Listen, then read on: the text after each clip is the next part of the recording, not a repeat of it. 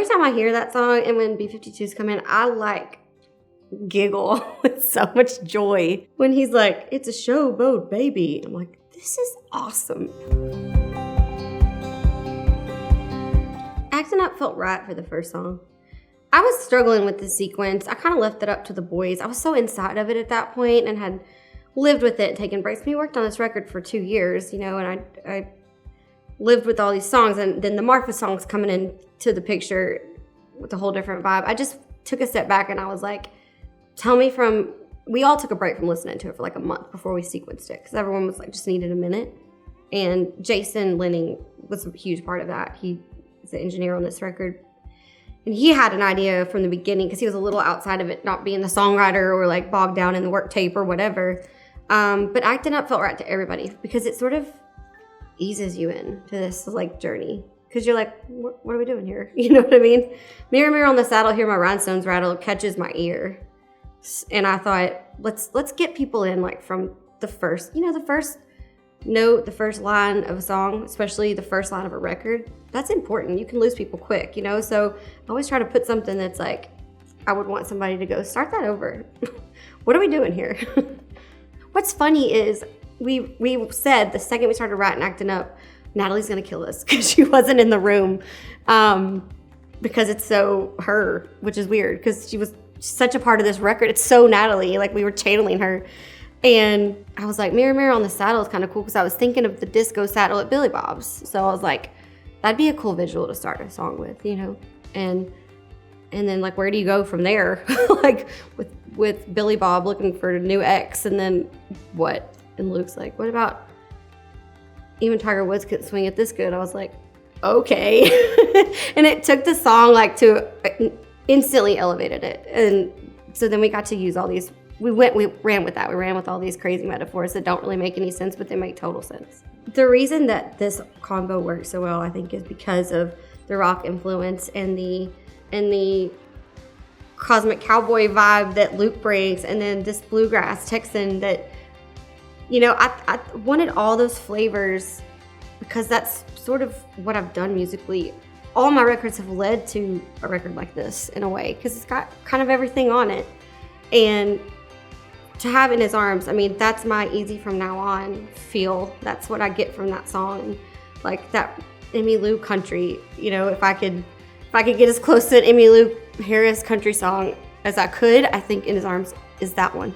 My favorite Geraldine is the one that we did on the hill in Marfa, one take where I mess up and I fall off time, and like the raw, real one take Marfa Geraldine is probably my favorite. ZZ Top is our huge influence, especially on John and I.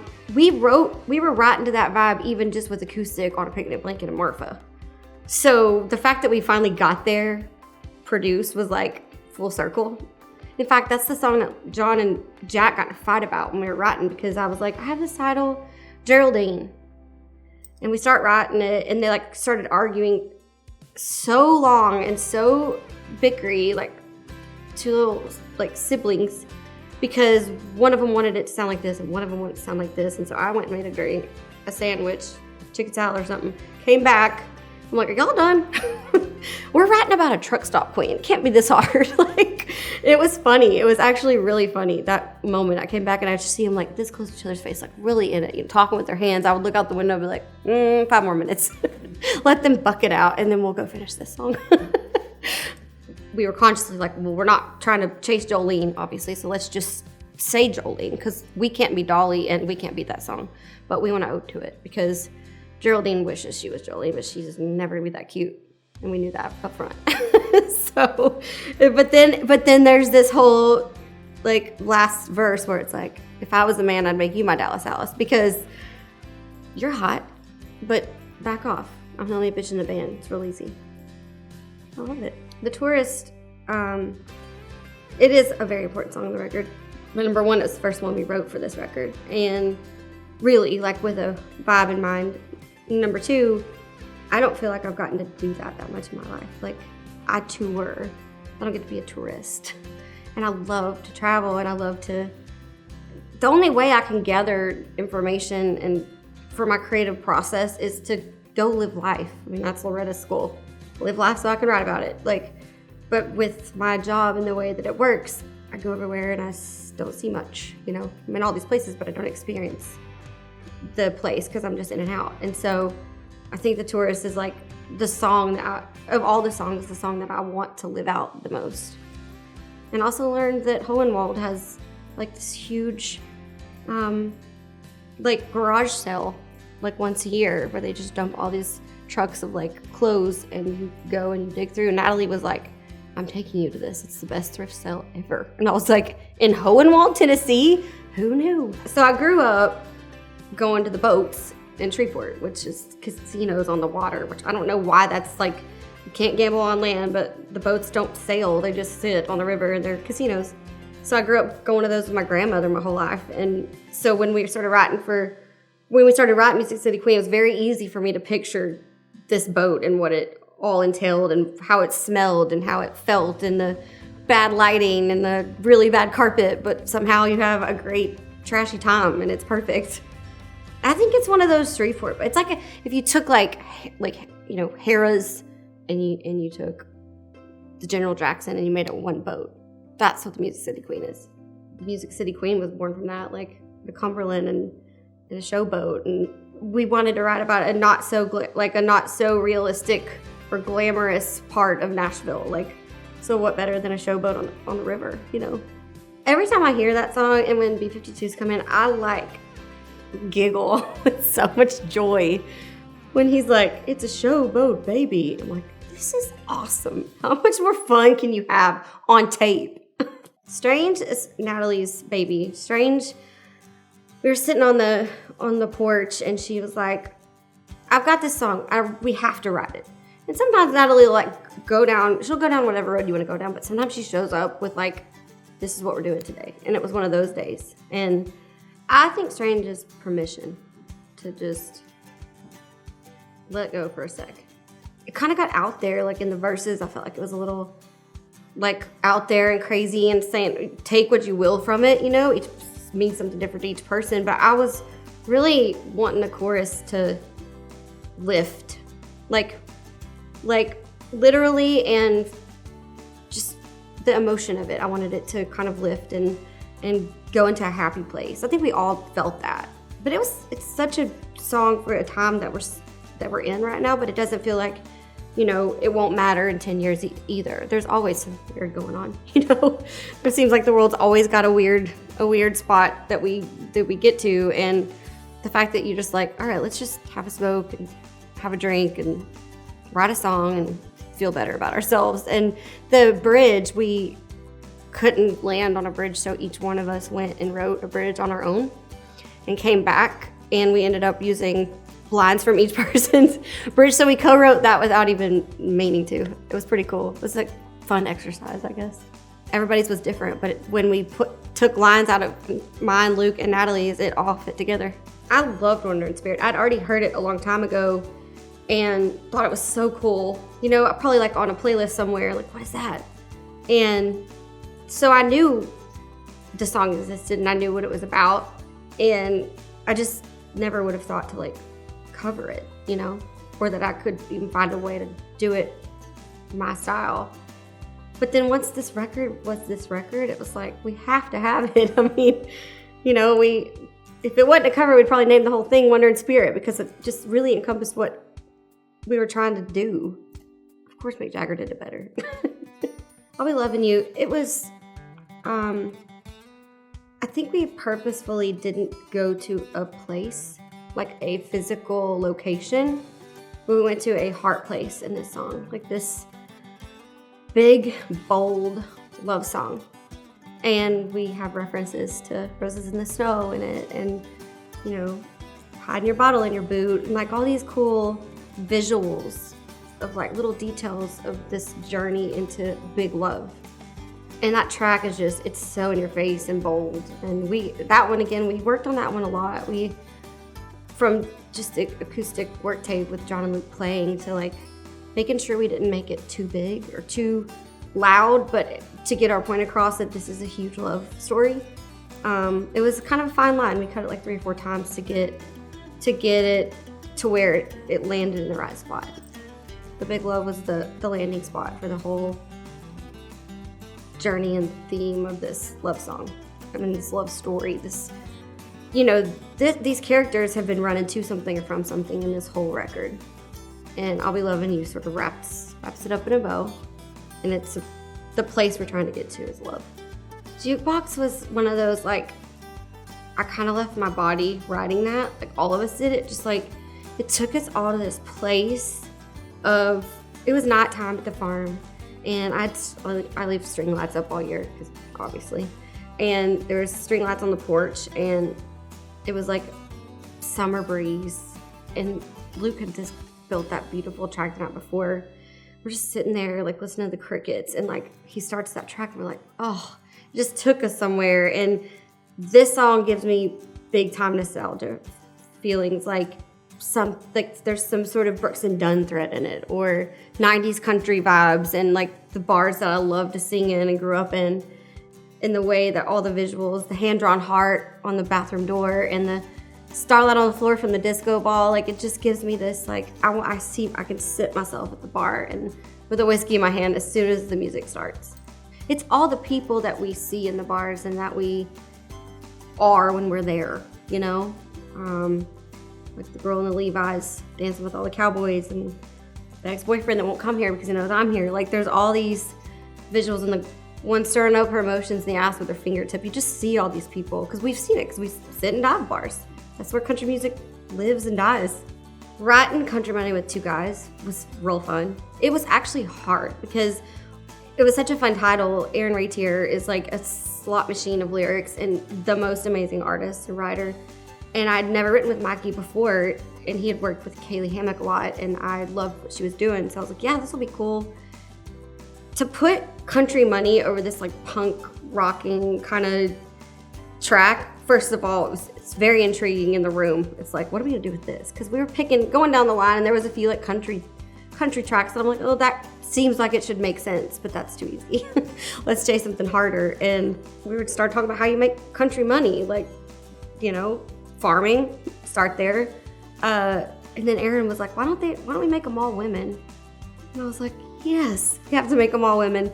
So I started picturing my friends. Like, I started picturing like Kaylee Hammock and her Coupe de Ville with her chickens, and like Ashley McBride getting out of her giant dually truck with her own cattle ranch. You know what I mean? I was like, I know these people.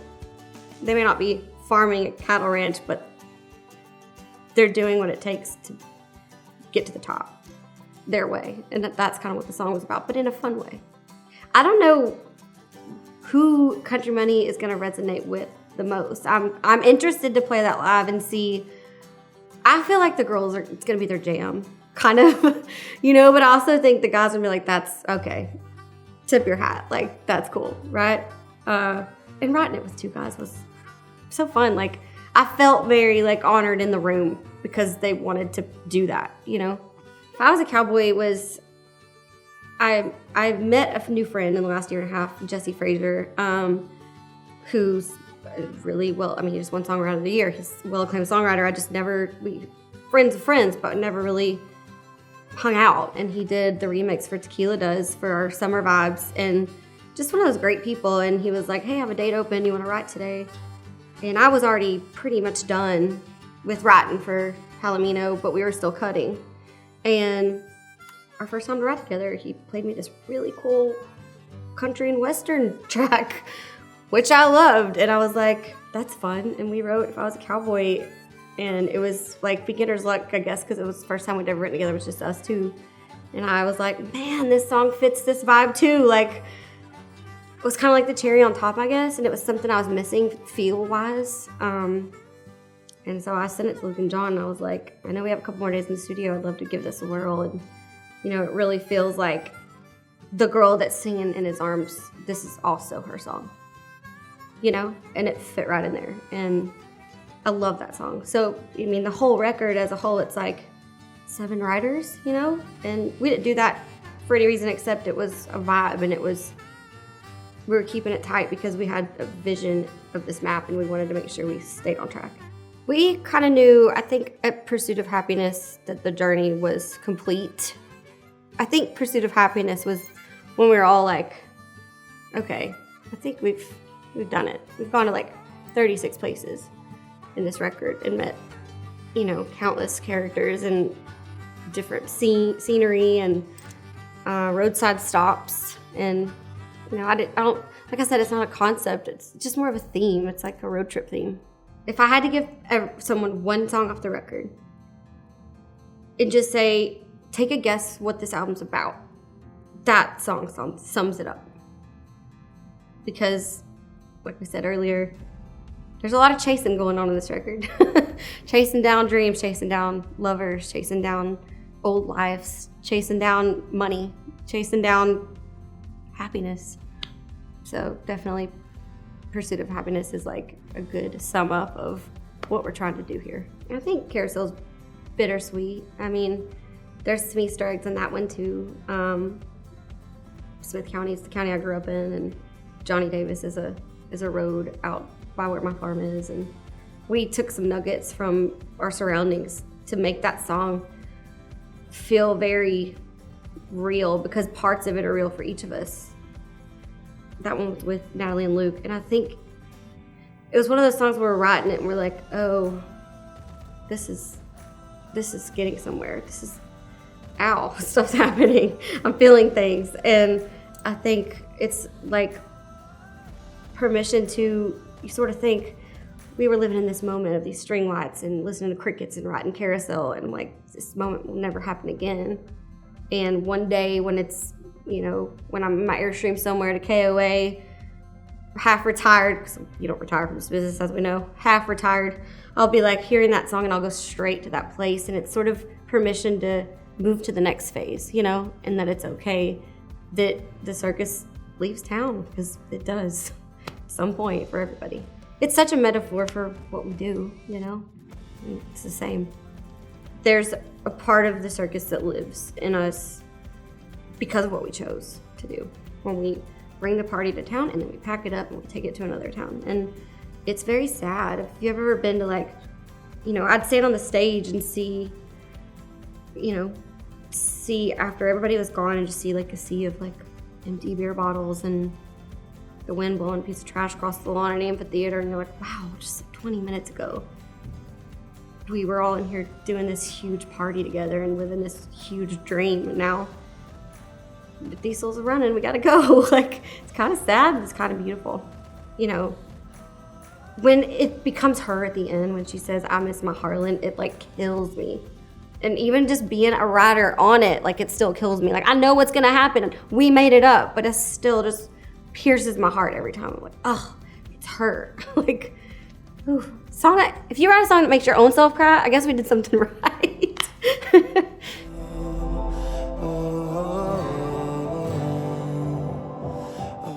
I've never done a concept record, and this isn't that by a long shot. But when Luke and Nat and I were writing during 2020, I mean, we missed each other and we wanted to create, and we had time to, which is, it's not like, oh, I have an 11 and I have a 2 and then I have an interview and I have, we all have very busy schedules. So just writing to write with not really anything in mind was so cool and so rare.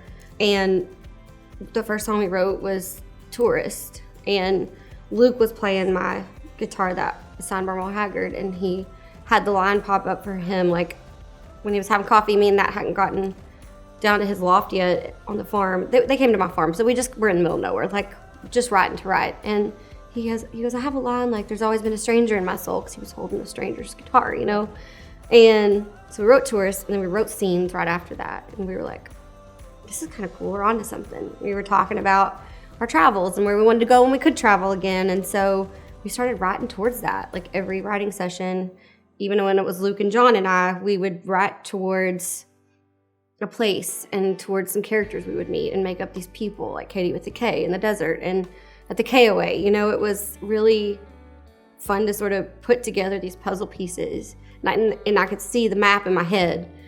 And so we were getting toward like the end of writing for this record, and we had not been to the Northeast. And I was like, we have to write towards the Northeast. We have been out West, we've been Midwest, we've been to California and Texas, but we hadn't been to Nashville, and we hadn't been on the East Coast. And so we wrote Pursuit of Happiness. which starts off on the coast of Maine, goes to New York City and the Carolinas, and then we wrote Music City Queen, which comes up from Louisiana and ends up in the Cumberland River. So it was really fun to see the map in my head and for us all to go like, what parts are we missing? I think too, like, we pulled from people we've met or know or had a run-in with in our lives and like made up a character out of maybe a couple of different people we actually know. You know what I mean? Without talking about it, we just sort of felt right. Like the trucker named Dwayne, no one even argued what his name should be. Just said, Natalie said Dwayne, and we're like, that's his name. We know him. We sit and have a gin and tonic at the Satellite Inn. Like, they just sort of wrote themselves into the songs, actually, now that I think about it.